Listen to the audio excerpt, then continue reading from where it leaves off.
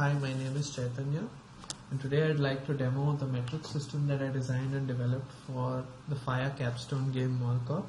Mall Cop is a 4 versus 1 asymmetric multiplayer game where a policeman defends his turf, the mall, from some crafty lifters who try to get as many items out of the mall before time runs out. Balance is a critical aspect of any multiplayer game, and this tool was developed to streamline the process of balancing and enable data-driven design decisions, which to the layman basically means that you can see that certain mechanics don't work properly, but data sort of helps you articulate very clearly what is causing those problems. I shall be giving examples later on in the video. Now let's talk a little bit about the tool. There are two aspects to it. The first is, of course, the visual aspect. Now on the left hand side I have a bunch of dates and numbers. Each of these numbers corresponds to a unique session ID which represents a game that was played by external playtesters. On the right hand side we have a bunch of filters which corresponding to various actions and characters. So let's scrub through the game first. As you can see, there's a lot of information, there's a lot of moving stuff and lots of information happening on the screen. At the end state we can sort of see the play history of each character with respect to time, and at this height it is the most useful information you can get is what were the most active parts of the mall. We can see that certain stores were not visited much while certain were visited very significantly in a certain section, and it's a useful heat map of the game. Now the other aspect of this is to determine how particular mechanics were used. Let's take the Mall Cop for example. Now let's disable all the characters except the Mall Cop. I would like to highlight a particular weapon in his arsenal, which is the whistle. The whistle is a mechanic which allows him to basically call the attention of the NPCs around him and they all stop, turn and look. The problem is that the player characters don't behave like that, so it's a way for him to find out if there are any player characters in his vicinity. It's like a detective vision tool for him. Batman reference. So the interesting thing about the whistle was that it didn't really help him make any arrests. As we can see, there is only one real arrest that happened near a whistle, and this is because we found out that the way the whistle is set up right now, it doesn't really highlight anybody around him. He just has to pay attention to like 10 or 15 crowd members, and that makes this more of a defensive than an offensive ability. He is able to isolate the people who aren't lifters, so it prevents him from making false arrests.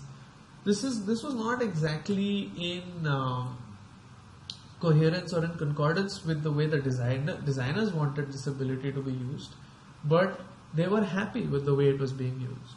So this is an interesting place where the tool was being used differently, but it still sort of added constructively to the gameplay. Now there are several such instances that you can see. For example, if we look at lifter 1, you realize that the first thing that happens to him is that he gets arrested.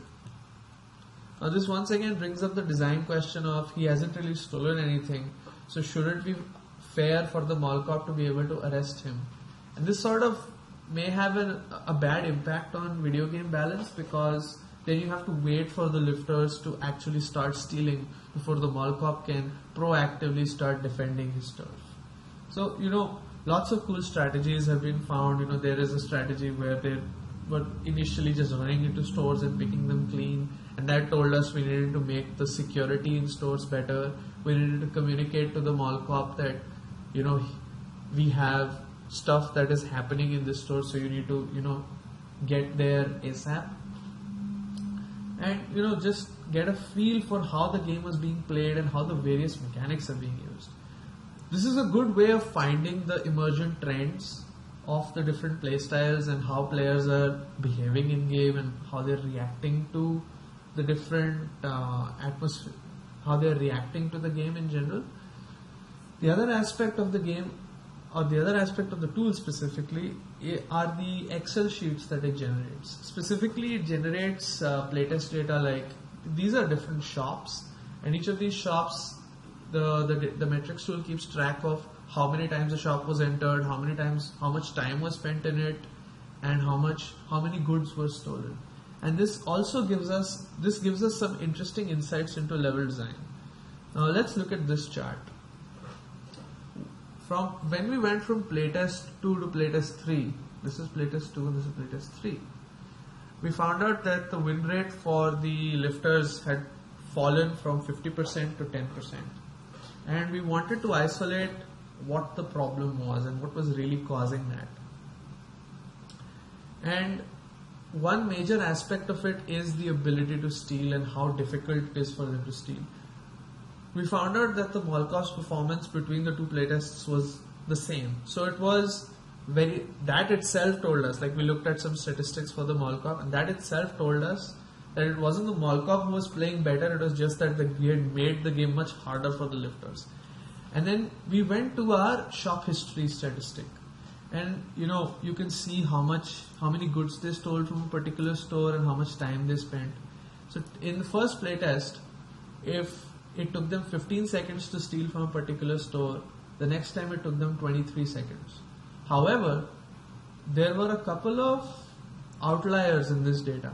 Specifically, there was one store where the average amount of time per steal went up by 2 minutes. Actually, 2 cases like that, and in one case it went up by half a minute. The designers were able to were able to quantify very intelligently that this was because they had changed the colliders on certain pieces of furniture, thereby making the guards extremely powerful and disallowing people from stealing from those stores. If we hadn't had this data, it would have been impossible or close to impossible to isolate that information purely by looking at footage. The numbers told us something we wouldn't have seen otherwise. There is another interesting story like this where the designers came to me with a concern about a particular character being arrested repeatedly and the Molkov sort of, camping. But that again, I was able to disprove that summarily with the data when I looked at the arrest stats for 10 games, and we found out that there was an even distribution of arrests across the board. Specifically, the averages of arrests were sitting at around 1.